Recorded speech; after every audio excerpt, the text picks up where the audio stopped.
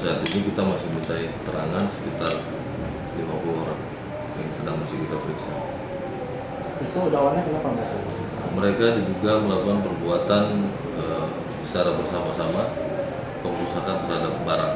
Jadi kita kenakan pasal 77. Nah, untuk saat ini ini Mas?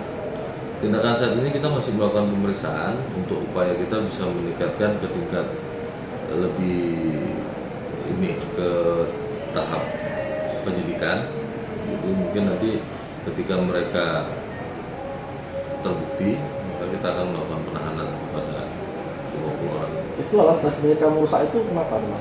Jadi alasan mereka berdasarkan hasil pemeriksaan mereka melaksanakan itu dikarenakan tapal batas yang belum jelas antara Kampung Kemparaya dengan Padang Jawa.